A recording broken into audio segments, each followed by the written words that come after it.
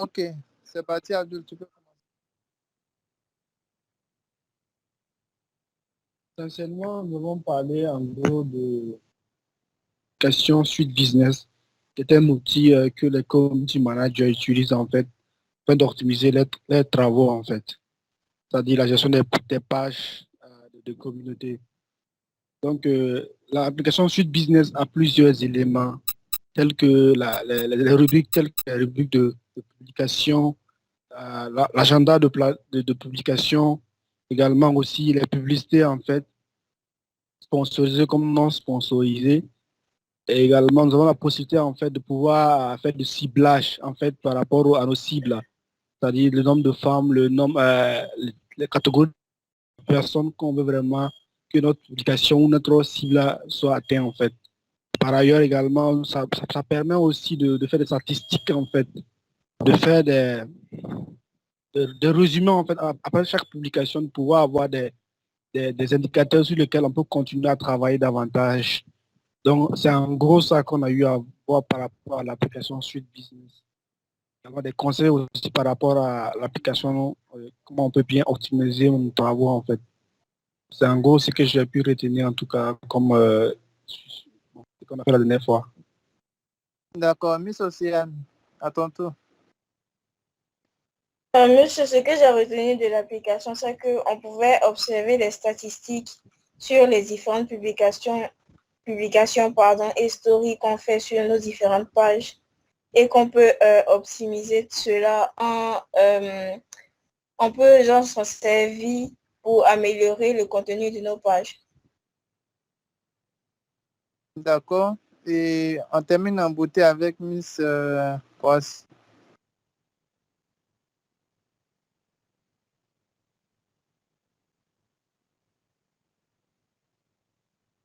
Allô? Allô? Oui, on t'entend. On t'écoute très bien. Tu peux commencer.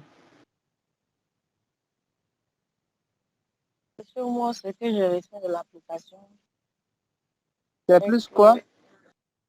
ce que je retiens de l'application, D'accord.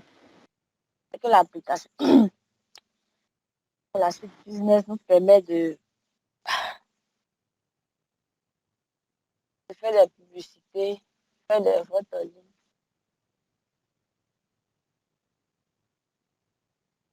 C'est tout?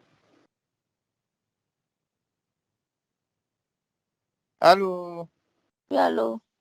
Je sais pas Oui, si tu monsieur, parles c'est parce tout. qu'on t'entend plus. Donc, si le business permet de faire des publicités, permet de faire des ventes en ligne. D'accord. Qui peut résumer Ok. en une phrase ce que Suite Business permet de faire en une phrase? Parce que je pense que pendant la session, j'ai donné l'objectif en fait de cette plateforme-là. Le pourquoi de cette plateforme.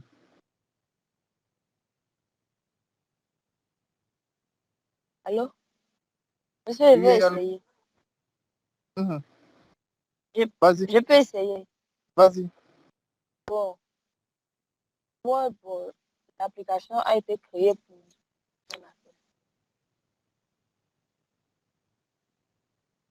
C'est tout. L'application a pour, été non, créée. pour aider les entreprises à gérer leurs opérations. D'accord, l'application a été créée pour aider les entreprises à Gérer gérer leur opération. aussi. D'accord. Monsieur Konaté, et toi?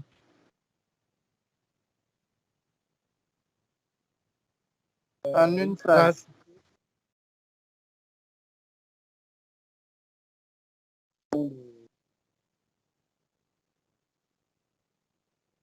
Il y a un souci de connexion apparemment. Je t'entends pas. Je dis la plateforme Suite Business a été créée en fait pour gérer les audiences des entreprises en ligne en fait, différentes audiences que les entreprises ont en ligne à travers le community manager. Ok. Miss Océane. Monsieur, moi, je peux dire qu'il s'agit d'une application de gestion d'entreprise qui permet aux entreprises de gérer les finances et leur permettre d'optimiser leur contenu. D'accord. Bon, là, en fait, ta définition est plus ou moins bonne, pas totalement, parce que tu as limité qu'aux entreprises. Pourtant, une personne lambda peut avoir justement un compte. Naturellement, c'est ce qu'on a fait d'ailleurs. Vous tous, vous avez déjà un compte sur business sans avoir créé des formalités d'entreprise. On est d'accord sur ça, non? Oui, oui. Voilà, donc tu vois que déjà ta définition n'est pas totalement correcte. D'accord, Du monsieur. coup, je disais en fait que la plateforme a été créée à des fins de proximité avec l'audience, tout simplement. Et cette proximité-là, ça permet d'interagir plus facilement, de résoudre les besoins, de communiquer avec l'audience euh, de la page, de la personnalité ou bien de l'entité, ou bien de l'entreprise, c'est tout. C'est au fur et à mesure justement que les besoins montre que justement la plateforme s'est servie justement d'avoir plusieurs onglets, notamment des fonctionnalités qui sont venues justement pour donner plus de tonus à l'application. Et c'est cela qu'on va parler justement de tout ce qui est comme flux de statistiques, flux d'audience, flux de publicité, pour les ces trois-là. Est-ce que ça va? Oui, ça va. Dites-moi, qui a pris un petit temps pour lire le document? Si vous avez lu, ça nous permet d'avancer très rapidement. Oui, monsieur, Euh, lequel? Le document que j'ai envoyé, celui qui Les est six là? en face de vous, celui qui est partagé actuellement. monsieur, j'ai lu, mais j'ai pas terminé Mais moi, totalement. je ne sais pas vraiment. Parce que j'avais du mal à télécharger l'application sur l'ordinateur. Uh-huh. Donc, je n'ai pas vraiment pu. Non, mais je n'ai pas envoyé dans Teams, j'ai envoyé dans WhatsApp. Après, je me Moi, rappelle, après, je vais envoyer dans Teams. moi, je suis dans le groupe WhatsApp, en fait. C'est un groupe WhatsApp. Bien sûr, c'est dans le groupe WhatsApp que j'ai envoyé. Je ne suis pas encore dans le groupe WhatsApp, là. Ah bon? Je t'ajoute en même temps. Je t'ajoute en D'accord, même d'accord. Ok, temps. Pendant merci. que je le fais en même temps pour ne pas oublier.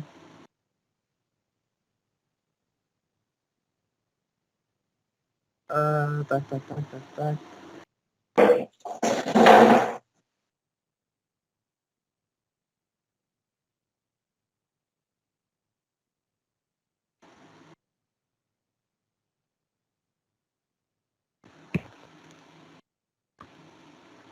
Non, Donc, au niveau... je suis connecté, sauf que j'avais d'autres conversations annexes. Ah, ok. Je C'est pas suivais pas. bien grave. Et là, je suis là. Bon, en gros, c'est maintenant qu'on va commencer. Hein. Il n'y en a rien vu de particulier. D'accord, donc au niveau du flow de ce soir, on va changer un peu sur la communauté en ligne. On va découvrir les différents profils et qualités d'un CM. On va appréhender le rôle et les fonctionnalités de ce dernier, assimiler les codes et usages du community manager, comment est-ce que ce community manager devra être présent et on va conclure sur les métiers du community manager.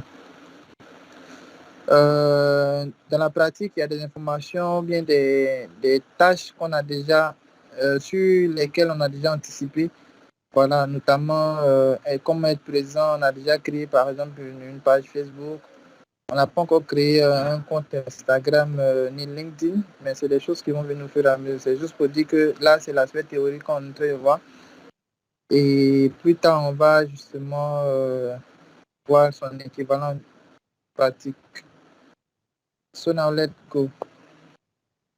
Donc, on va interagir. Vu que j'ai déjà envoyé le document, on va interagir. C'est quelle page? Point. Comment? Quelle page? Quelle page? Disons plutôt quel slide. Là, on est sur le slide chapitre 1. Aborder la communauté en ligne.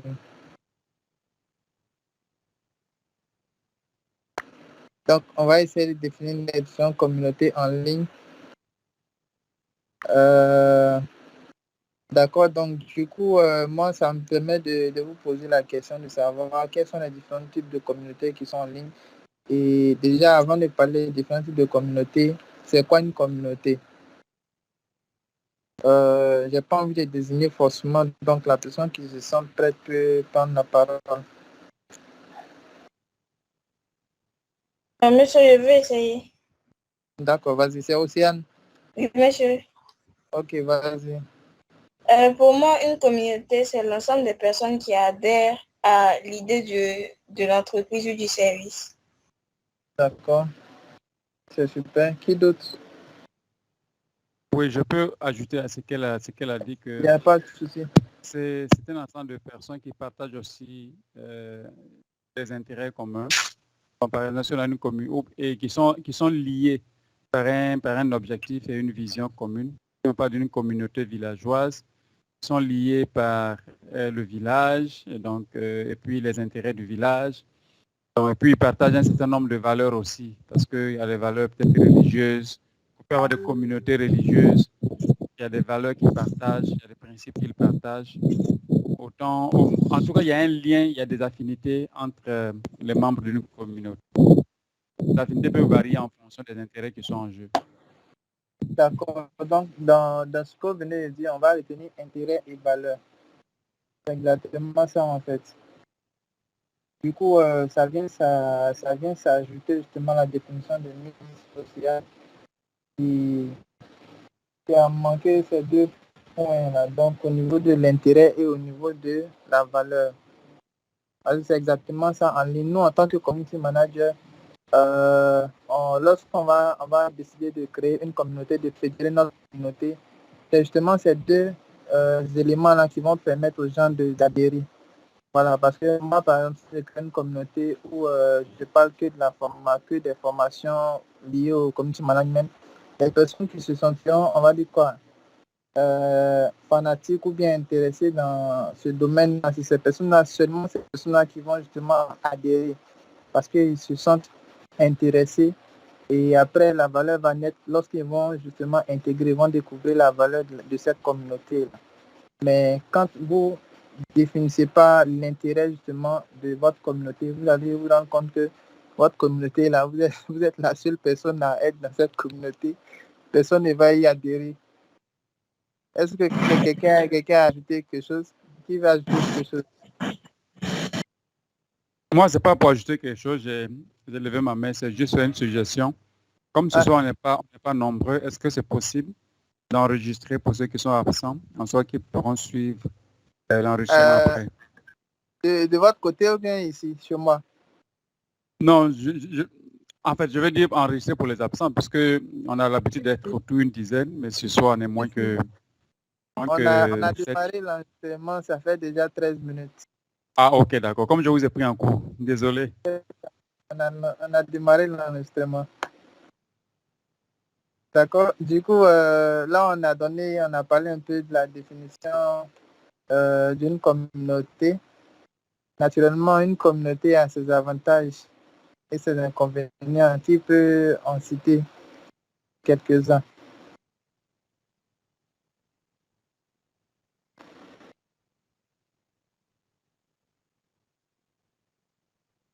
Monsieur Konaté. D'accord, bon, une communauté, disons, les avantages est que, en fait, on se sent bien dedans, en fait. En fait, il y a un besoin qui est résolu, en fait.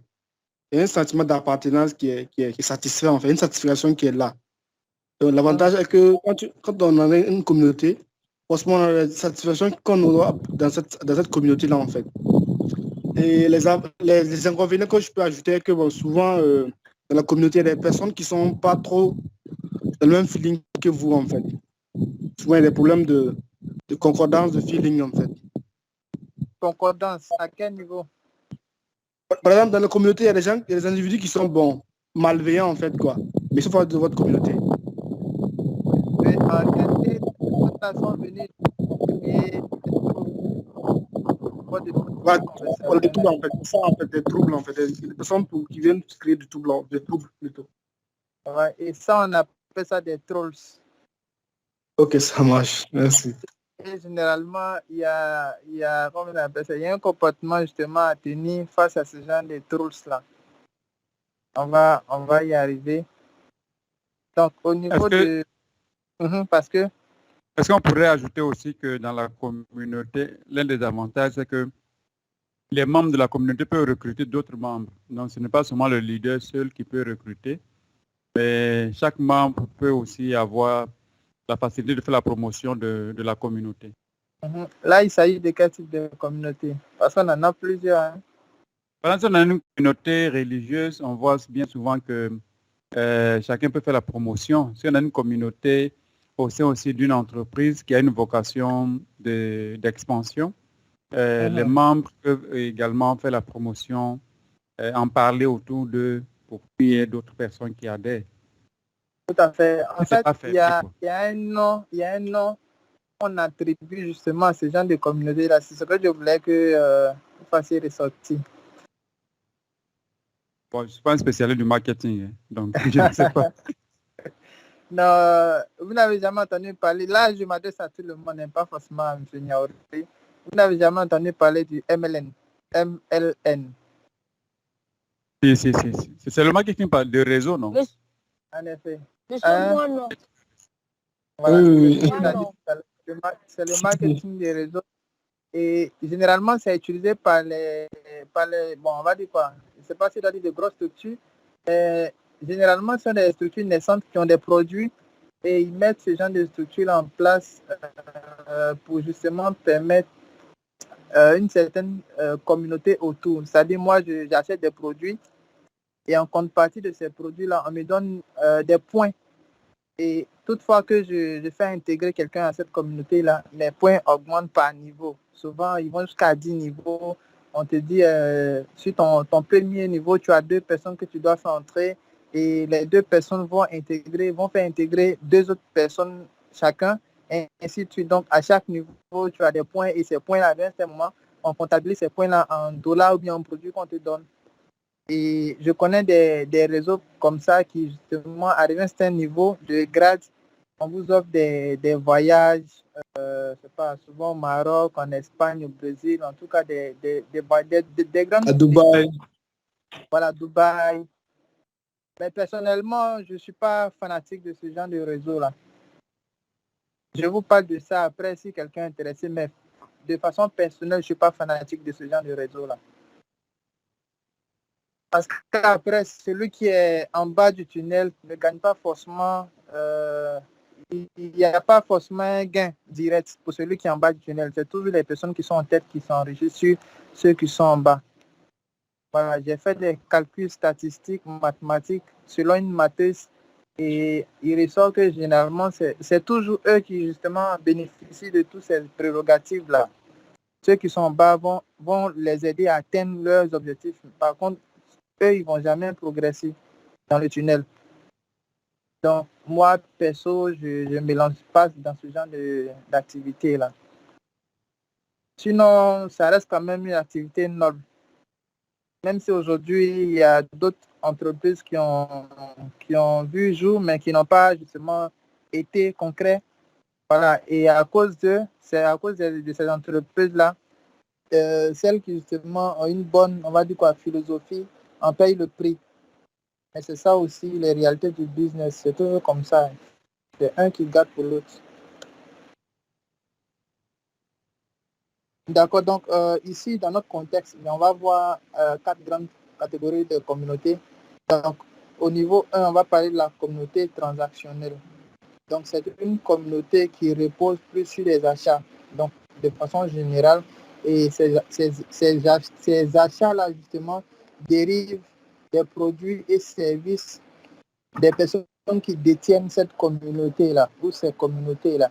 Donc, ces personnes-là, justement, on va dire quoi, vont communiquer avec leur communauté de manière stratégique, de sorte à ce que la communauté ne sente pas réellement qu'ils sont en train de vendre des produits ou services, mais à un certain moment, cette communauté-là va se sentir dans les produits qui sont en train de vendre, de se faire vendre sur la plateforme et ils vont y adhérer très facilement. Et quand ils vont adhérer on appelle ça, à la vente de ces produits et à la consommation de ces produits ou de ces services, vont par la suite devenir des ambassadeurs.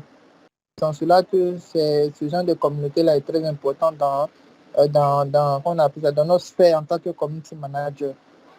Est-ce que vous avez des préoccupations, des additifs à ce niveau-là? Monsieur, moi, je voudrais savoir, est-ce que ici, ça concerne le volet de l'identification aux produits? J'ai pas compris. De quoi?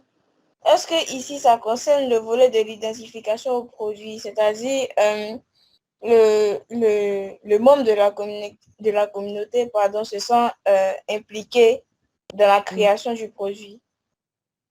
Non, pas forcément dans la création.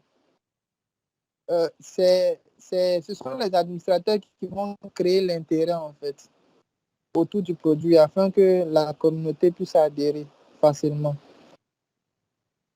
Mais au niveau du produit, c'est forcément les administrateurs qui connaissent leurs produits, c'est eux qui peut-être ont packagé leurs produits. Donc la communauté n'est pas forcément obligée de connaître tous ces détails-là. Par contre, cette communauté-là peut connaître les avantages du produit ou de ses services. Et c'est la communication qui va se faire autour, qui va justement créer l'intérêt.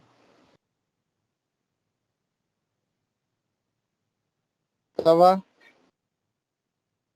Miss Océane. Monsieur, ça va. D'accord. Ok, après on a les forums. Qui connaît quelques forums au niveau du DAC? Bon, le DAC, c'est Internet. Hein. Si vous entendez quelque part le DAC, c'est Internet. La personne fait allusion à Internet.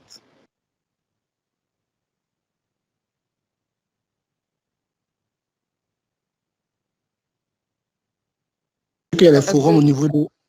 Je sais qu'il y a beaucoup de forums par rapport au niveau des applications, en fait. Généralement, il y a des applications. Quand on crée des applications, après, on crée des forums pour que les gens, les utilisateurs de l'application puissent interagir entre eux pour, lorsqu'il y a un problème, un des membres de la communauté puisse résoudre le problème de quelqu'un d'autre, en fait. Tout à fait. D'accord, ça fait partie des différents types de forums. Quel exemple de forum encore qu'on en trouve?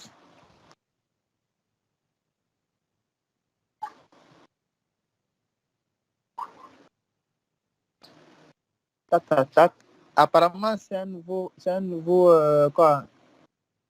C'est une nouvelle expression pour vous, hormis M. Konaté.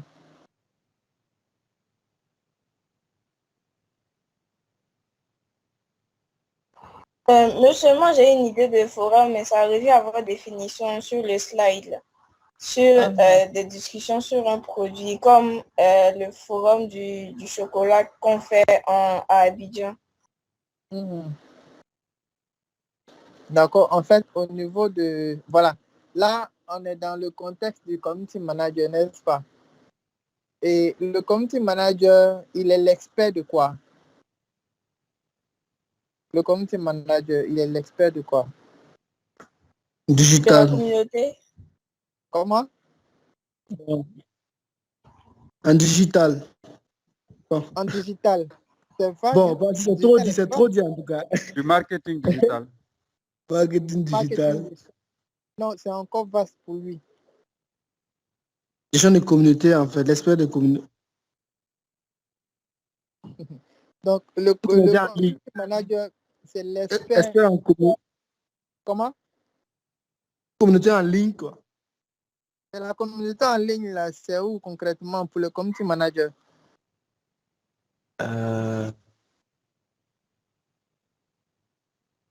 Sur les réseaux sociaux.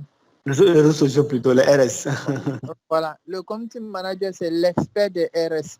Parce qu'après, quand on parle de marketing digital, c'est plus à son niveau en fait. Il peut avoir quelques notions. Il peut avoir quelques notions sur certains leviers et tout. Mais le marketing digital, ça, c'est plus au niveau des spécialistes du marketing digital. Voilà, c'est plus au niveau des spécialistes, des experts du marketing digital, c'est plus à son niveau. Lui, il est l'expert des réseaux sociaux. Donc, lui, il est plutôt au niveau du levier SMM. Parce que comme on a vu au niveau de l'intro du domaine général du marketing digital, on a plusieurs leviers. Donc, le community manager, lui, il est au niveau du levier, s'ouvre le levier 4, SMM. social media marketing. Donc, c'est au niveau des réseaux sociaux que lui, il a une force. N'empêche que à côté de cela, il peut toucher d'autres plateformes d'envoi d'emails, de tunnels de conversion, d'envoi d'SMS, pour ne citer que ces exemples-là, mais où il est plus expert en fait, où on le connaît plus en tant qu'expert, ce sont les réseaux sociaux. Et donc, dans ce contexte-là, nous, en fait, on va dire quoi? Parce que si on veut élargir le champ des forums, on ne va pas s'en sortir. Parce que souvent, il y a des forums qui sont organisés de façon physique, voilà, où des personnes vont se regrouper et puis débattre sur des sujets et tout ça. Vous voyez? Du coup, on ne va pas s'en sortir. Nous, on va plutôt on va se focaliser plus sur les forums en ligne. Et donc, dans le contexte du social media manager ou du community manager, c'est plus sur les réseaux sociaux. Et donc, on va parler de Facebook, on va parler d'Instagram, on va parler de Twitter, etc. L'exemple, par exemple, de ce que Abdul était en train de dire tout à l'heure, c'est vérifiable sur Facebook.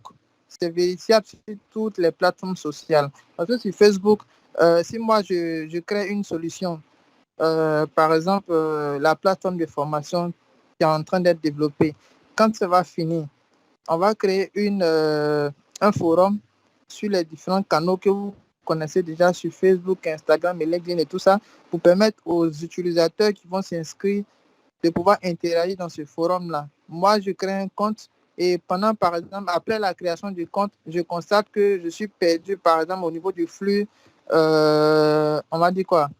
Au niveau du flux d'échange, parce qu'il y a des expressions on a intégrées au niveau de la plateforme qui ne sont pas forcément connues dans le milieu du e-learning.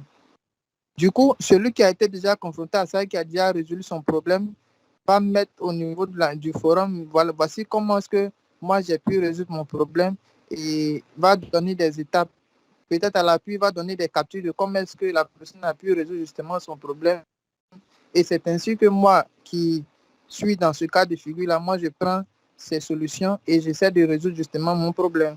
Donc, ça cadre exactement avec ce que Abdul est en train de dire. Et au-delà de ça, il y a des forums qui sont basés simplement sur la vente de produits. Il y a des forums pour les commerciaux. Moi, je suis un commercial, je cherche des techniques de vente. Je vais sur le DAC et puis je cherche des forums justement qui vont me permettre de pouvoir avoir des techniques de vente. Et donc, dans ce groupe-là, dans ce forum-là, les questions que je pourrais poser, c'est par exemple, comment est-ce que je dois m'y prendre pour vendre un produit? Comment est-ce que je peux m'arranger pour écrire un storytelling de sorte à ce que quelqu'un qui voit mon produit soit tout de suite bluffé? Est-ce que vous voyez? Donc, il y a tellement d'exemples au niveau des forums, mais dans la pratique, on va créer un forum ensemble. Je pense à la session prochaine. On va créer un forum ensemble, on va paramétrer ce forum-là et ça va être un forum pour nous. Donc, ensemble, on va définir l'administrateur ou l'administratrice. D'accord? Qui est partant?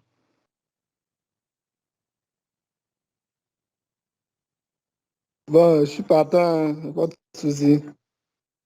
D'accord? Donc, le forum va être consacré à deux personnes, c'est-à-dire moi et M. Konaté. N'est-ce pas? D'accord. Que personne n'a répondu. Les demoiselles, on ne vous reconnaît pas aujourd'hui. Hein? Miss Océane. Oui, monsieur. Monsieur, on vous écoute.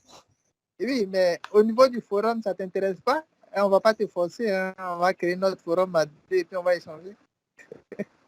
Monsieur, on va vous observer durant le forum pour voir comment ça marche et tout. Non, au niveau du forum, on n'observe pas. Pour observer, il faut adhérer. Mais quand tu n'es pas membre, tu ne peux pas voir ce qui se passe à l'intérieur. Ça, c'est différent des pages. Ah, d'accord. Donc, monsieur, j'y adhère. Voilà. Vous demandez c'est qui va adhérer ou qui va animer. Ce que vous demandez, c'est... Non, ce que vous demandez, la question, c'est quoi? C'était de savoir qui veut adhérer d'abord au concept de création de forum pour qu'on puisse interagir à l'intérieur. Ça, pour adhérer, là, il n'y a pas de problème. Hein. Pour animer, là. D'accord. Maintenant, la seconde question, c'est qui veut animer? C'est la grande question. Bon, là, on va laisser jusqu'à la fin de la formation avant que chacun se décide. Du coup, tout à l'heure, on parlait des différentes motivations. Les motivations au niveau des communautés. Donc, on a dit que ça repose justement sur des intérêts. Et là, c'est divers en fait. Ça dépend justement de chacun. Moi, je crée ma communauté, j'ai ma philosophie, je connais plus ou moins l'intérêt de cette communauté-là. Et c'est à moi justement de savoir communiquer l'intérêt de ma communauté aux adhérents. Et donc, comme motivation première, d'accord, ou si vous voulez, on appelle ça la fondamentale, c'est le partage de connaissances sur un sujet précis, savoir-faire ou passion.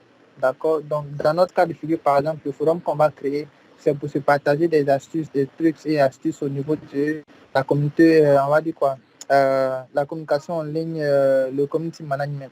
Ça va être le cœur même de cette communauté qu'on va créer ensemble tout à l'heure. Et donc, comme exemple, on a le groupe Facebook d'entraide. Je pense que j'ai déjà expliqué ça tout à l'heure même avec l'exemple d'appui.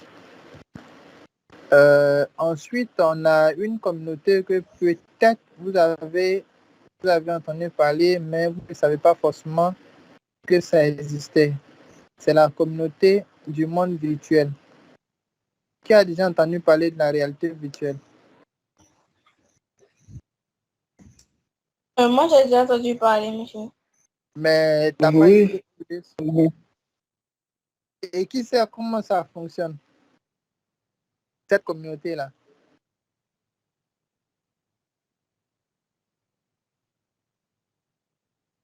J'ai mis des indicateurs sur le slide.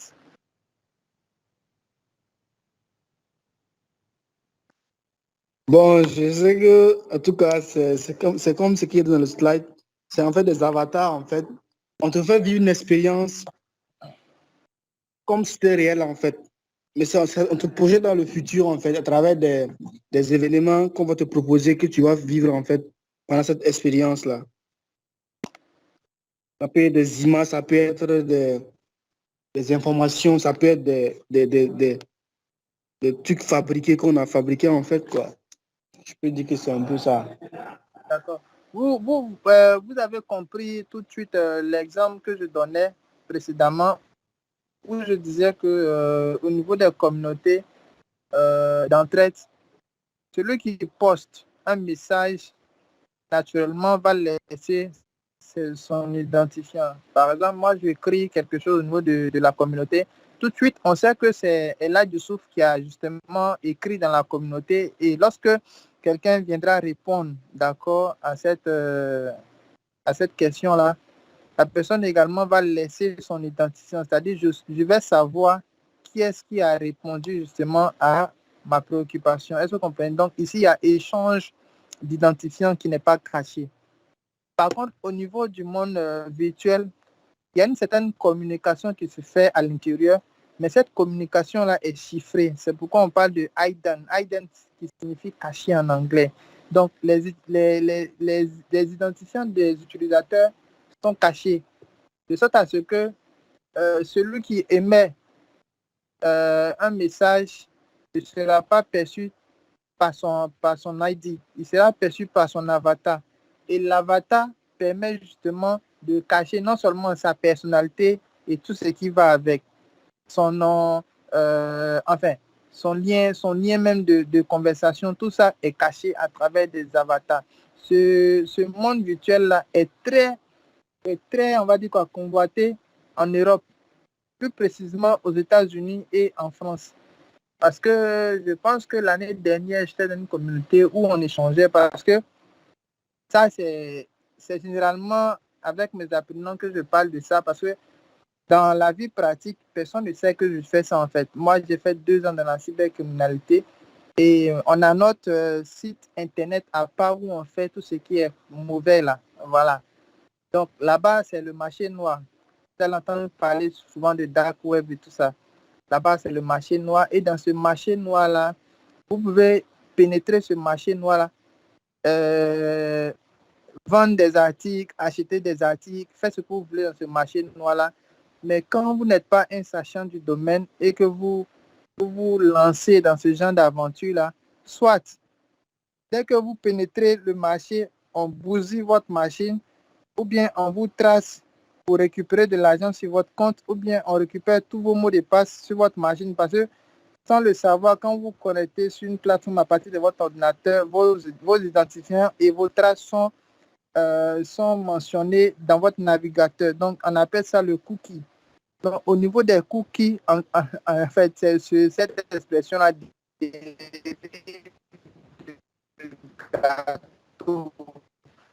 ils ont créé l'expression cookie. Donc, ça permet justement de garder votre trace sur Internet. Et ce cookie-là, normalement, les sachants, ceux qui utilisent l'ordinateur, qui savent ce qu'ils font, après chaque connexion, ils vont dans leur cookie et ils suppriment tout ce qu'ils ont mené comme action, soit par heure, bien par minute, bien par jour. Ça dépend de ça dépend de celui justement qui utilise sa machine. Moi, perso, j'ai fait un programme qui fait ce travail-là pour moi. Même quand j'oublie, ça fait ce travail pour moi chaque heure. Donc, tous les heures, mon cookie est remis à 0. Ça me permet de ne pas laisser des informations par oubli. On ne sait jamais. Nous sommes tous des humains. Donc, souvent, vous pouvez oublier. Donc, pour ne pas faire confiance forcément à votre cerveau, si vous avez des notions en programmation, vous pouvez écrire un programme qui va faire ce travail-là pour vous. Sinon, si vous savez déjà, parce qu'après, c'est une question de manque d'information. Les gens ne savent pas. Donc, si vous êtes informé, vous savez, et que vous n'avez pas forcément la technicité de le faire, vous pouvez confier ça à quelqu'un. Donc, c'est des développeurs, en fait. Donc, confier ça à un développeur qui va créer ce qu'on appelle des cron tabs. Donc, c'est des programmes qui s'exécutent par heure, par minute, par jour, selon les indications, mais selon le programme qu'on lui donne justement d'exécuter. Donc, ça fait partie justement des inconvénients du monde virtuel. Donc, il faut être un sachant du domaine. Là, je ne parle pas du domaine marketing digital. Il faut être vraiment doué en informatique avant de justement se lancer dans ce genre d'aventure-là. Est-ce que ça va? Est-ce que vous avez des questions à ce niveau-là?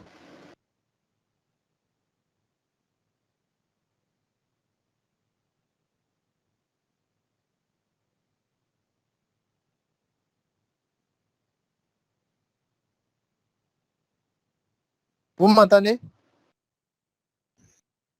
Oui, monsieur, comment ça va? D'accord. Au niveau de la communauté relationnelle, c'est une communauté qui repose sur trois éléments. Et donc, ces trois éléments-là sont basés sur les échanges. Le hidden encore. Donc, hidden, je fais exprès pour mettre des expressions un peu anglaises pour ne pas que vous soyez perdu. Parce que notre métier, là, en fait, c'est un métier où on est toujours confronté à des expressions en anglais. Donc, si vous ne faites pas justement de ça votre coutume, il va arriver un moment où vous serez perdu dans la documentation. Voilà, donc c'est pourquoi dans l'épisode de Yahoo, je vais vous parler un peu de cette expression-là. Donc, les échanges de programme. Monsieur, Oui, on m'entend pas? non, il y a un bruit façon là. C'est pas chez moi, c'est quelqu'un qui vient d'ouvrir son micro. Ah, dites-lui de fermer. Non, mais c'est chose, comment il s'appelle? On est là. Jemima. Wamele. Dis Wamele, il faut fermer ton micro.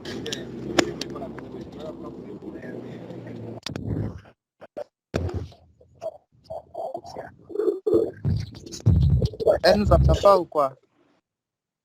Voilà, vous voyez que le bruit est parti. C'est moi qui ai fermé. Le participant peut fermer aussi. Comment? C'est moi qui ai fermé son micro. Donc, je pense que bon. les participants peuvent fermer les micros de ceux Oui, qui... j'ai laissé ça ouvert, c'est vrai. C'est une bonne option. Je n'ai pas forcément accès à ça. Question va comment? Bon, là, je suis en mode diapo, je ne peux pas vous montrer, mais lui, il peut communiquer, vous communiquer ça tout en même temps, pendant que nous y sommes. Donc, tu mets le curseur sur le nom et puis tu auras trois points qui va montrer autre option. Cliquez sur les 3 points. Je suis sur ordinateur, mais je ne sais donc pas comment ça va marcher sur Sur d'accord, le téléphone, je pense qu'elle n'a pas accès à ça. Sur le téléphone, ça ne marche pas. Je pense qu'elle n'a pas accès à ça. J'ai compris, merci beaucoup. Ça rejoint plus ou moins ce que j'étais en train de vous dire l'autre, quand on faisait la formation au niveau des suites business, là, les onglets que vous allez avoir au niveau de l'application seront nettement plus inférieurs que les onglets que vous allez voir au niveau de l'ordinateur. C'est fait à dessein. Donc, le premier objectif, c'est de vous pousser à utiliser les applications qui sont disponibles au niveau des sites web. Et le second volet, ça vous permet justement d'être une certaine aisance en fait dans la manipulation. Parce que sur votre téléphone là, vous êtes peut-être tenté, vous serez peut-être tenté par exemple pendant la manipulation de décrocher un téléphone, de décrocher un appel où il y a une notification qui apparaît tout de suite là. Voilà, vous allez perdre le fil rapidement. Pendant que vous serez sur l'ordinateur par exemple, même s'il y a une notification, c'est pas les chances pour que vous cliquez sur la notification sont très minimes en fait. Donc tout ça, les gens, les marketeurs ne jouent pas avec ces données-là. Ils ont tellement de statistiques et c'est après ces statistiques-là plutôt que voilà, ils font naître des solutions basées sur la donnée. Et nous, en tant que marketeurs, on doit aussi s'appuyer sur la donnée pour piloter nos différentes actions en ligne. C'est très important.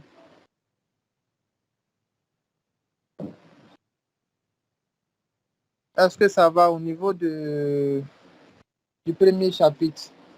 J'ai synthétisé les chapitres pour qu'on puisse prendre assez de temps au niveau de la pratique que de la théorie. Est-ce que ça va? Monsieur, monsieur, Uh-huh.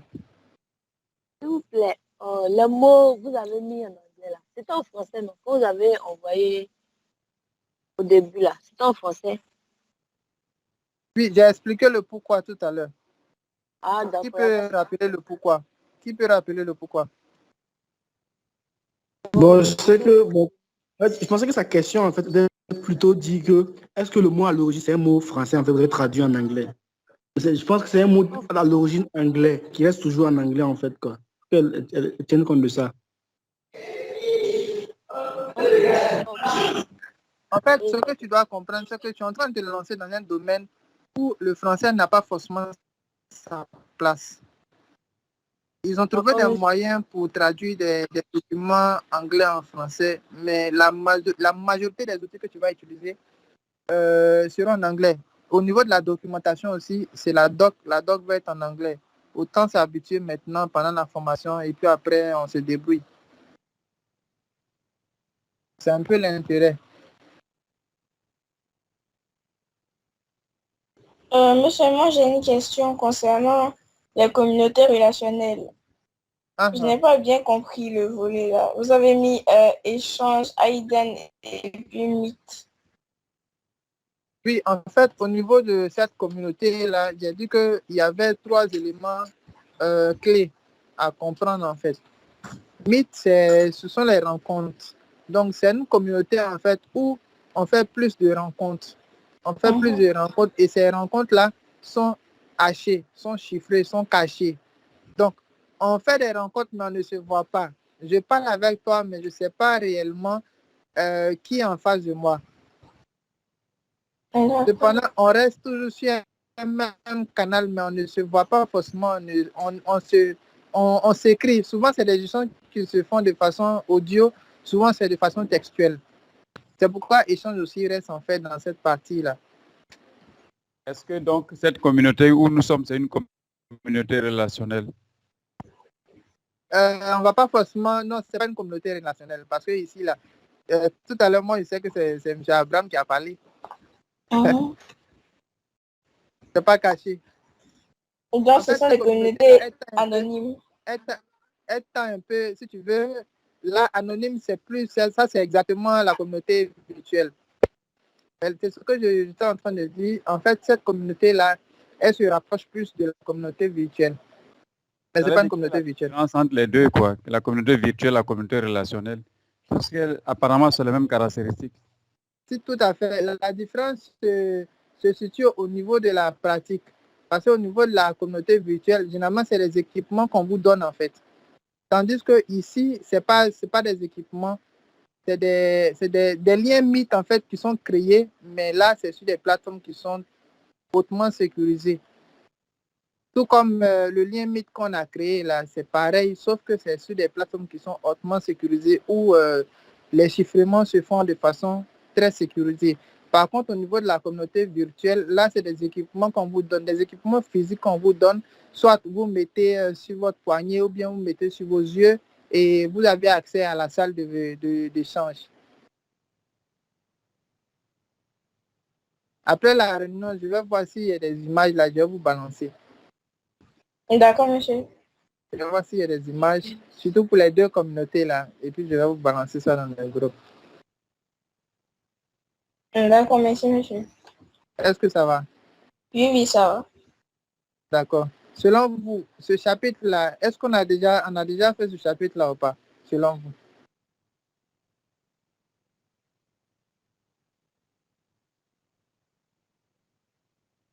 Bon, oui, je pense, hein, vu qu'on a déjà créé une page Facebook. Il reste à faire quoi? Il reste à créer et Il animer reste la... à animer. On a créé, il reste à animer. Voilà. Ah oui, oui. Merci. Voilà, merci monsieur Abraham. C'est exactement ça en fait. On a créé, il reste à animer. Donc du coup, selon vous, comment est-ce qu'on peut animer notre communauté? On me en créant du contenu. D'accord. Qui d'autre?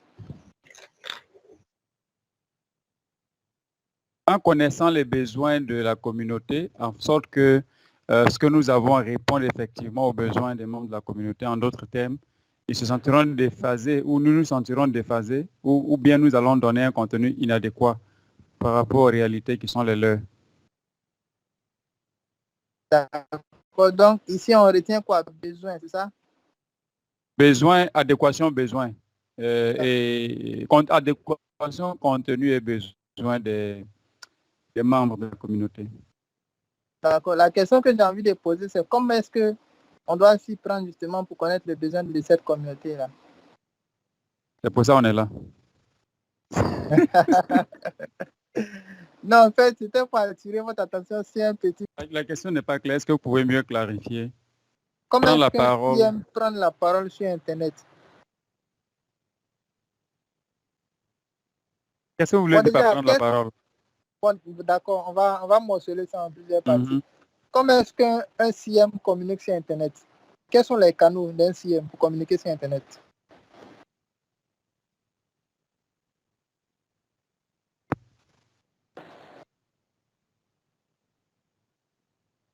Tu peux faire une Donc, publication, une vidéo. oui, la publication, là, elle a fait tout ça. Ou bien la vidéo, elle fait tout ça. À Facebook, Facebook, c'est quoi? c'est un réseau social. Voilà. Donc, ici, quand on parle de prendre la parole, c'est où est-ce qu'il peut échanger avec sa communauté. Je Donc, pense l'échange que... peut être... Mhm. Non, j'allais te dire, il doit échanger là où se trouve sa communauté.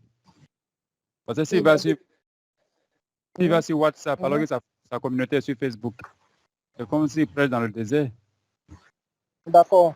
Donc, on se positionne dans le contexte où sa communauté est sur Facebook. Comment est-ce qu'il doit prendre la parole sur Facebook?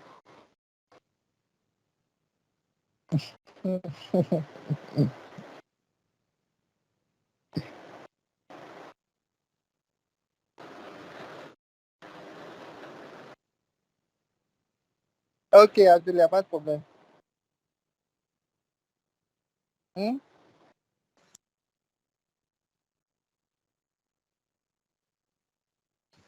Monsieur, la question c'était comment est-ce qu'un CM peut prendre la parole sur Facebook? Monsieur, il peut communiquer à travers les stories et publications. Et de ces publications ou bien de ces stories, il peut poser des questions directement aux utilisateurs. D'accord. En fait, là où je veux attirer un peu votre attention, personne n'a vu. D'accord, c'est pas bien grave. le truc est qu'il y a un travail, même pour faire une publication, il y a un travail qu'il faut faire en fait. Il y a des questions à se poser. La publication que je veux faire là, est-ce que c'est une publication qui va apporter de la valeur à mon audience? Est-ce que la publication, c'est une publication simple pour dire quelque chose de passager et puis bon, là, on passe, c'est fini. Puis c'est une publication qui vient pour apporter un plus dans la vie d'un utilisateur qui est dans ma communauté, par exemple. Est-ce que vous voyez, c'est ce genre de questions, par exemple, que vous devez vous poser avant de faire la publicité. Vous voyez souvent des personnes qui disent, je fais une publicité, il n'y a pas d'interaction. En fait, c'est parce que cette question-là n'a pas été posée. On ne s'est pas posé cette question-là avant de faire la publicité, ou bien la publication. C'est pourquoi il n'y a pas eu de retour, pas de réaction.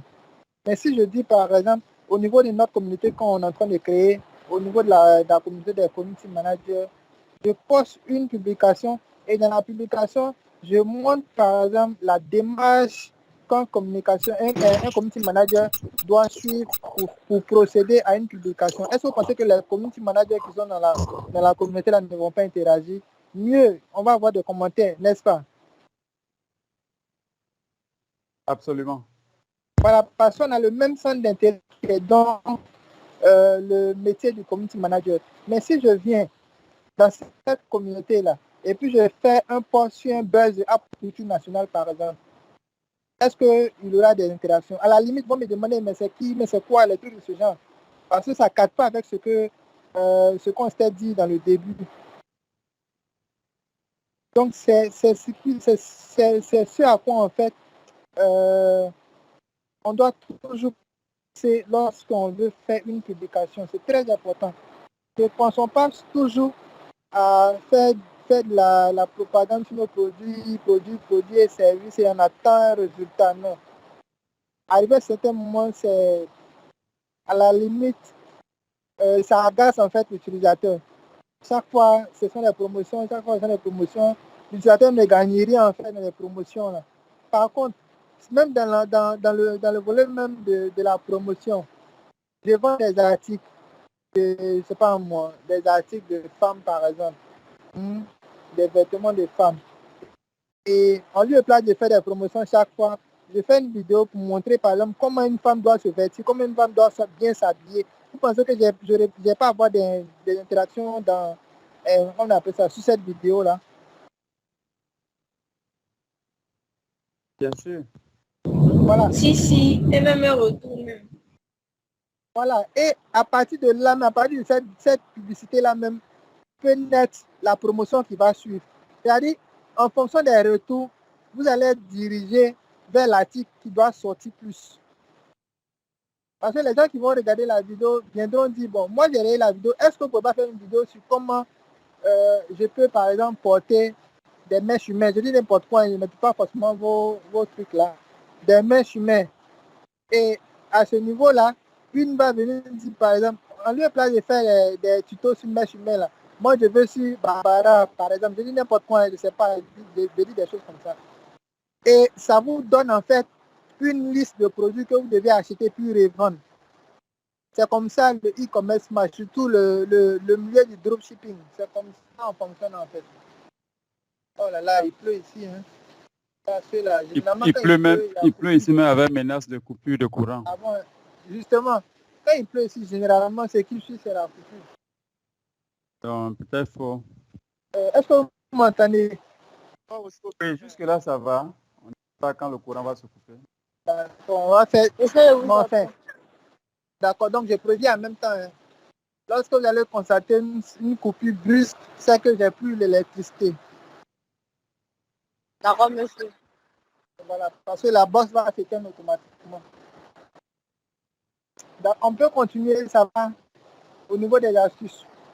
Prendre la parole sur nos panneaux. Donc, toujours dans cette veine de prise de parole là, naturellement, on va faire des publications. Donc là, en fait, j'ai préparé des catégories de publications que vous devez absolument suivre, en fait, pour une réussite au niveau de vos différentes activités sur les pages. Et ça a été vérifié. Ça a été vérifié par plusieurs, on va dire quoi, community managers et moi-même, j'ai vérifié, en fait, avant de vous les donner. Donc, la première catégorie de publication que vous devez faire, c'est une publication qui informe. qui informe sur vos produits et services. Et au niveau des informations, là, ça peut être des actualités. Donc, ce n'est pas forcément au niveau de la formation. Moi, par exemple, dans mon domaine, au niveau de, s'il vous plaît, au niveau de la communauté qu'on a créée, si on doit donner des actualités, par exemple, aujourd'hui, Mark Zuckerberg a eu une conférence avec Steve Jobs et ils ont parlé d'une technologie qui va sortir où ils vont faire une fusion. Est-ce que vous voyez? Donc, ça peut être une information que personne ne sait. Donc, quand je publie au niveau de la page, naturellement, il y a des personnes qui vont poser des questions, il y a des personnes peut-être qui vont relayer, il y a des personnes qui vont liker, ainsi de suite. Est-ce que vous voyez? Et dans le cas, par exemple, d'un produit, ça peut être un produit sur une formation, par exemple. En fonction des réactions, je fais sortir une formation pour dire, bon, c'est une formation de courte durée, ça coûte tant. Et en fonction des... Je vais justement préparer l'offre réelle qui va sortir plus tard. Parce que ce que vous ignorez, c'est que souvent, pour les lancements de formation, par exemple, on fait des tests. Je pense qu'on va voir ça quand on va faire la pratique. Là. Je n'ai pas anticipé. Ensuite, la deuxième catégorie de publications qu'on peut faire, c'est les publications qui inspirent. Donc, il faut faire des publications qui vont reposer soit sur des images, soit des vidéos ou des publications au niveau des statuts. Et l'inspiration peut être par exemple une histoire, une storytelling de votre parcours qui peut inspirer quelqu'un d'autre. Et ce parcours-là, vous pouvez expliquer ça à travers une vidéo ou à travers une image suivie d'un texte ou à travers un statut. Et ce parcours-là peut être expliqué par exemple comme une vidéo que, comme on appelle ça, Océane a faite au niveau de la page. Donc, pour ceux qui n'ont pas vu les vidéos, partez regarder la vidéo d'Océane. Elle a fait une vidéo qui n'est pas forcément professionnelle, mais c'est une vidéo, c'est le style de vidéo qu'on utilise beaucoup au niveau de storytelling pour raconter une histoire. Sans doute qu'elle a produit la vidéo, mais elle ne savait pas que c'était ça. Donc là, je viens t'informer que tu as fait une vidéo de storytelling. Généralement, quand on va peut-être faire des vidéos un peu plus professionnelles, tu vas voir que tu pourras raconter une histoire d'un produit ou bien de ton entreprise que tu vas créer plus tard à travers ce genre de vidéos, ce style de vidéo-là. C'est très motivant et c'est très demandé dans le milieu du motion design. Et c'est d'ailleurs le motion design qu'on utilise pour faire ce genre de vidéos-là. Bon, c'est tolérable parce que c'est ta première vidéo et c'est quand même impressionnant de savoir que tu as pensé à ça. Moi, j'ai beaucoup aimé, sans te mentir, j'ai beaucoup aimé le contexte, j'ai beaucoup aimé le style de vidéo que tu as fait. Après, au niveau des catégories toujours, on a la troisième catégorie qui repose sur les offres. Ça, c'est plus pour les pages qui font de la vente. Donc, au niveau des offres, on peut faire des réductions, on peut faire des annoncements de coupons, pour ne citer que ces exemples-là. Quatrième catégorie, ça cadre avec ce qu'on fait au niveau de l'éducation. Donc, c'est des formations gratuites. J'insiste dessus. Des formations ou des astuces gratuites. Et dans ces formations-là, bien que ça soit la gratuité, il faut impacter le lecteur. Et c'est ce qui va susciter justement l'intérêt sur des formations payantes. Et c'est au niveau des formations payantes que vous allez peut-être donner, on va dire quoi, tout le paquet de savoir que la personne doit savoir pour pouvoir faire quelque chose par rapport à un domaine bien déterminé. Si c'est dans le cas du leadership, vous pouvez faire par exemple une formation gratuite au niveau du leadership. Vous allez donner des astuces très poussées, bon, pas forcément très poussées, mais des astuces que tout le monde ne sait pas. Ça va paraître nouveau pour certaines personnes et c'est à partir de là que vous allez vendre justement le produit final. Et le dernier, c'est l'humour. C'est ce qui est utilisé par nos influenceurs ivoiriens, là. C'est ce qu'ils utilisent pour avoir plus de followers au niveau de leur page. Et c'est ce qui marche en Côte d'Ivoire. Je ne sais pas, je ne connais pas exactement ce qui marcherait au niveau de l'humour au Burkina. Désolé Abdul. Mais en Côte d'Ivoire ici, les gens aiment, désolé du terme, mais les gens aiment les bêtises. Donc, nous, on veut vendre, on veut se faire connaître. Comment? Est-ce que ça c'est l'humour? Ça c'est seulement les grossièretés? Je viens. En fait, on peut utiliser ces bêtises-là pour faire de l'humour en fait. c'est dans cela que justement ça intervient. Par exemple, quand il y a un buzz qui est sorti sur, je ne sais pas si vous suivez les buzz, actuellement, on parle de DJ congélateur, on parle de manager, d'accord? Et nous, on peut faire, par exemple, on peut créer de l'humour sur cette thématique-là pour attirer des followers. C'est un buzz, certaines personnes utilisent ce buzz-là à d'autres fins. Nous, on peut utiliser ça, créer de l'humour, en fait, à travers ce buzz-là pour attirer des followers. Parce que c'est une thématique qui est très virale actuellement. C'est très viral. Et toutes les entreprises, justement, qui ont utilisé cette thématique-là ont généré du trafic. Au moment où ce buzz a été créé, on a les statistiques. Orange a utilisé ça, mais de façon à adapter à son produit. Move va adapter à son produit. Web va adapter à son produit. La Générale a adapté à son produit. Chacun a utilisé ça à des fins, on va dire quoi, de vendre un produit. Mais tout est-il qu'il faut utiliser en fait les buzz en fonction du message, en fonction de ta ligne éditoriale. C'est très important. En fonction de ce que l'entreprise fait. C'est pas parce que c'est un buzz qui est viral que tout le monde doit utiliser ou tout le monde doit utiliser dans son contexte original. Si vous souhaitez utiliser un buzz, il faut analyser tous les contours. Est-ce que ça rentre dans le cadre de ce que je fais? Est-ce que ça rentre dans le cadre de ma ligne éditoriale? Si la réponse est oui, alors il faut l'adapter maintenant à son produit, à son offre pour justement vendre un produit derrière. L'objectif premier, c'est l'objectif premier plutôt, donc moi, c'est d'attirer d'abord, c'est le trafic.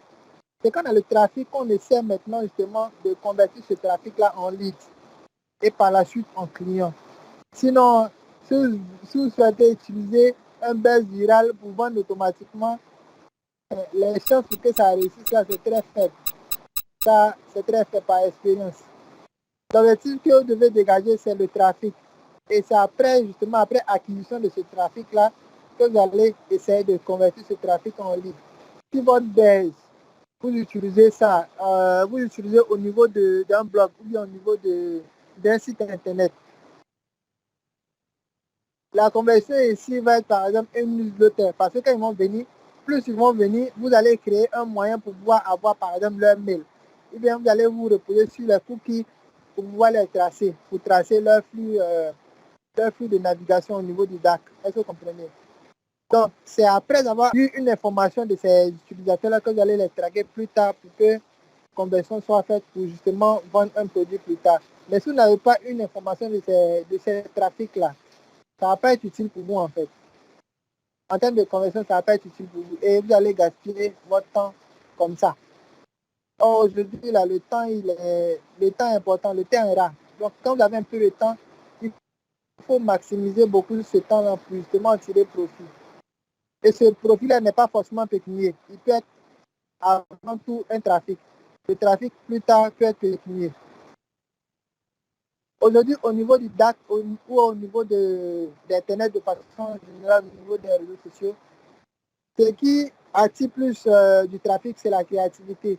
Donc, généralement, quand on parle de créativité, les gens font allusion aux graphistes qui créent de bons contenus, des designs époustouflants et tout ça. La créativité n'est pas seulement forcément de créer de beaux visuels. Ça peut être au niveau de l'originalité de votre page. Il y a des choses que vos concurrents font que vous ne faites pas. Il y a des choses que vos concurrents n'ont jamais pensé à faire. Et vous allez anticiper sur ça, ça devient automatiquement nouveau dans votre domaine et ça peut attirer du trafic. Moi, je me rappelle, en janvier dernier, non, en décembre 2022, on a créé un concept au niveau de la page qui a généré un trafic de plus de 1,2 million de visiteurs sur la page. Et au niveau du site web, on a eu plus de 2 millions d'utilisateurs sur le site web en un temps record. Et donc, tout simplement parce que c'est quelque chose que les gens n'avaient jamais vu.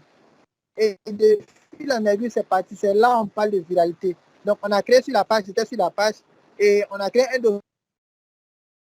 document associé à cela.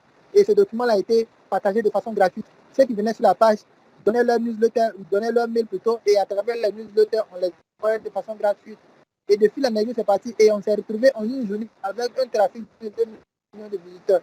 et ça nous a généré, on va dire quoi, une conversion de plus de 2500 dollars qu'on a eu de notre contrat avec, simplement au niveau de on appelle ça, au niveau du son système de monétisation. Donc on a eu du trafic qu'on a pu convertir plus tard, mais on n'a pas eu on n'a pas eu un retour sur monétisation de la plateforme parce que le système n'était pas encore disponible. Mais aujourd'hui, c'était par exemple aujourd'hui qu'on avait fait ça, ça allait être monétisé, on allait avoir du chiffre. Donc c'est une parenthèse. Juste pour vous dire que la créativité aussi a son sens au niveau de ce qu'on fait en tant que community manager. Je sens que ceux-là, ils vont couper. Je pense que c'est pas proche. Donc, déjà, est-ce que ça va? Avant que je ne continue, est-ce que ça va? Il y a des questions.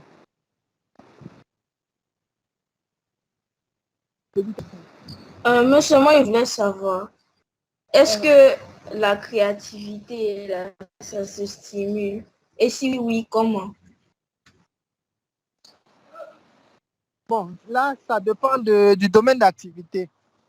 Ça dépend du domaine d'activité. Je disais en fait qu'au niveau même des contenus, il faut connaître son audience. C'est en fonction de son audience, en fonction des tests que vous allez faire au niveau de votre page, que vous allez justement savoir quel est le contenu que mon audience aime ou pas. Est-ce que vous comprenez? Et c'est suite à ça que vous allez penser créativité plus tard. Parce que là, vous connaîtrez les contenus qui passent sur votre page. Si c'est les images, donc votre créativité doit naître au niveau des images. Dans ce cas de figure-là, vous allez simuler à travers, on va dire quoi, à travers des groupes, soit sur Facebook ou soit sur YouTube, enfin, des groupes où on balance généralement des images 3D ou bien des images motion design, où vous allez vous abonner sur des sites internet où il y a des annonceurs qui publient des contenus de type image, bien sûr, parce que c'est ce que vous souhaiterez faire plus tard. Donc, des images, et c'est justement ce que vous allez faire plus tard, ce travail-là qui va créer en vous cette fibre de créativité-là. Parce que il y a des personnes qui naissent avec ça. Bon, là, on parle de dons. Par contre, il y a une manière justement de travailler cela. Ça peut être, je vais devoir vous... Ok, il n'y a pas de problème, pas de problème. Comme c'est enregistré, c'est déjà bon. Ça peut être au niveau, par exemple, des films. Pour ceux qui veulent produire leur créativité au niveau, par exemple, des vidéos de haut niveau, il faut regarder plus des films, des créations de films, des éditeurs de films, comment est-ce qu'ils font justement pour éditer leurs films, ceux qui font du motion design, comment est-ce qu'ils font pour faire du motion design et tout, c'est tout ce travail-là qui va créer cette type de créativité-là. Voilà. Donc, c'est pas un don bien une technique ou une technicité qu'on donne à quelqu'un, voici ce qu'il faut faire. Puis bon, après 2 séances, puis après 2 recherches, automatiquement, derrière créatif. Non. C'est un travail qui se fait sur le long terme. Donc, ça va dépendre de votre assiduité et la discipline que vous-même vous allez mettre vis-à-vis de entre vous et puis votre travail. Voilà. Si vous n'aimez pas votre travail, vous n'aimez pas ce que vous faites, vous n'allez pas avoir cette passion-là de faire des recherches approfondies pour être créatif. Vous allez vous limiter à ce qu'on vous donne. Et c'est pas bon, c'est dangereux. Parce que notre milieu, là, c'est un milieu qui court très vite. Pour dire simple, c'est un milieu qui court très vite, qui évolue très vite à une vitesse exponentielle qu'on ne peut pas quantifier. Aujourd'hui, on parle par exemple d'un outil. Demain, il y a un autre outil qui sort, sachant bien que l'outil qui était déjà sorti, l'outil précédent, vous n'avez pas fini de maîtriser, il y a un nouveau outil qui sort, ou bien on fait une mise à jour. Ça veut dire qu'il y a d'autres fonctionnalités nouvelles justement qui vont naître, que vous devez maîtriser en plus de ce que vous ne maîtrisez pas. Vous voyez, ça va très vite.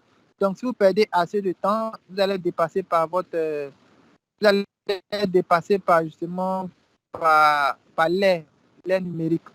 Soit dit en passant, la semaine dernière, le vendredi, pour être juste, c'est le jeudi, j'étais avec M. Niaoré, on était en train de faire la formation sur Suite Business.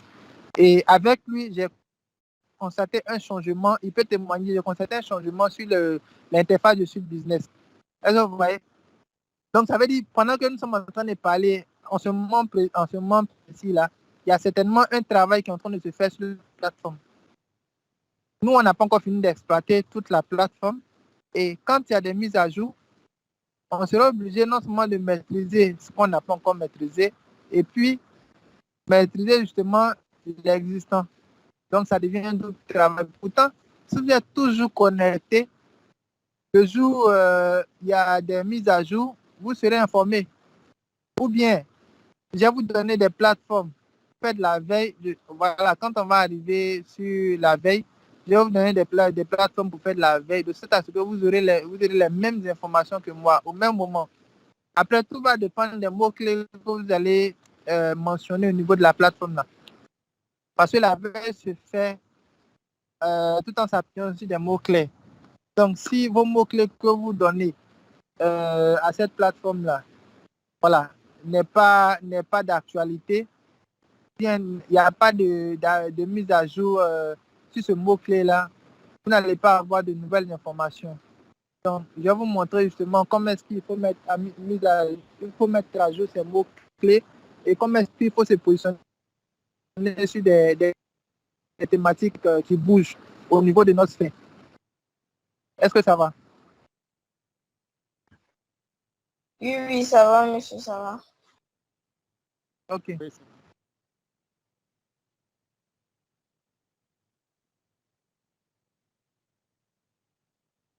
Donc, voici la règle magique d'un bon community manager.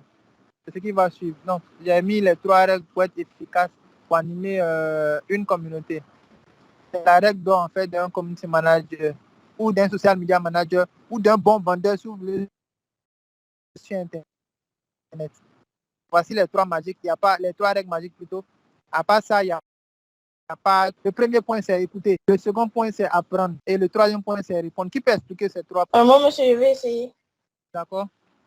Monsieur, on dit écouter parce que on veut comprendre clairement le souci ou bien l'affirmation que les clients nous donnent. Ensuite, apprendre parce que le client peut nous donner des informations qu'on n'avait pas. Et répondre en fonction du souci ou du problème qu'il a posé. D'accord. C'est super. Qui d'autre? Ajouter à ce qu'elle a dit, écouter, c'est-à-dire faire attention, être actif et faire attention à ce que dira les membres de la communauté, prendre note par rapport à ce qu'ils diront, et les indicateurs également qu'on pourrait avoir quand on fait peut-être une publication, donc analyser toutes ces informations-là, et puis apprendre de ce qu'on a analysé, apprendre de ce qu'on a lu, ce qu'on a entendu, et enfin répondre en tenant compte de différentes observations. Parce que, comme on l'a défini tout à l'heure, nous avons un centre de valeurs communes et nous voulons répondre également aussi à leurs besoins. Donc, et si on ne les écoute pas, on ne pourra pas répondre de façon adéquate. Donc, il faut tenir compte de certaines de leurs suggestions qui sont pertinentes pour pouvoir les satisfaire. Parce que en dernier ressort, nous voulons vendre un produit et ce sont eux qui sont les clients. Et nous devons donc répondre à leurs besoins pour qu'ils soient en mesure de pouvoir accepter ou de pouvoir acheter nos produits. Ok. C'est exactement ça. J'allais aborder ce point-là, mais il a anticipé, il aurait anticipé. Donc, au-delà du fait que on doit écouter notre audience et tout ça, il y a justement la donnée qu'on doit écouter. Parce que l'audience va justement nous faire des retours à travers leurs différentes réactions, à travers leurs différentes, on va dire quoi, leurs différents engagements, nos contenus. Et après, nous, on doit justement être très, très, très regardant sur ça pour travailler sur tout ce qui est comme outil d'analyse, indicateurs et tout. Et c'est justement ce qui va nous permettre justement d'apprendre. On va apprendre sur les différents retours. Par la suite, apporter des réponses justement qui vont dans ce sens-là. Je pense que tout a été déjà dit. C'est bon. Merci beaucoup pour les 2 réactions. Donc, on a fini le chapitre 2. Là, on attaque rapidement. Si vous êtes fatigué, on peut mettre un break et puis reprendre la session prochaine. Je voudrais pour un break. Comment? Vote pour un break. Ok. Qui d'autre? Il me semble qu'on est 2 seulement aujourd'hui. Les autres sont... Ah, ok. D'accord. Du coup, je suis pour aussi parce que au niveau de la théorie, plus on fait de la théorie, on oublie ce qui a été dit en amont. C'est pourquoi j'ai posé la question. En fait. Merci beaucoup, M. Abraham. Du coup, je vous laisse donner vos mots de fin et puis je vais stopper l'enregistrement. Mot de fin, c'est un remerciement au formateur pour sa contribution et l'excellence de la présentation. Donc, merci pour l'investissement dans nos vies. Nous croyons qu'à la fin, nous allons apprendre davantage et être différents par rapport au début de ce séminaire. Merci beaucoup, je serai honoré. Ok, merci beaucoup, M. Abraham. Ouais, Miss Océane. Mais c'est un peu pareil. Hein. Vous remerciez pour votre disponibilité, toujours être là pour nous de nouvelles choses. Donc, merci beaucoup à vous. Il n'y a pas de problème, c'est partagé. Merci beaucoup à vous. Et puis, on reste toujours en contact au niveau du groupe. D'accord, monsieur. Bonne soirée. Oui, je suis là. Vous avez parlé de la page Parlons Digital et là où Madame Océane avait fait la publication. Alors, je ne sais pas si on peut avoir les liens pour s'abonner. Là, je suis étonné que ne soyez pas abonné sur la page. Ça devait être la première action. Je ne suis pas sûr que je suis abonné. Je pense aussi, parce que vous-même, votre vidéo n'avez pas réagi dessus. Du coup, je vais envoyer le lien juste après, quand je quitte sur le mot diapo, je balance. Bonne soirée. Au revoir. Merci, bonne soirée, bonne nuit, bye bye et à mercredi. Bye bye. Au revoir, monsieur. Au revoir.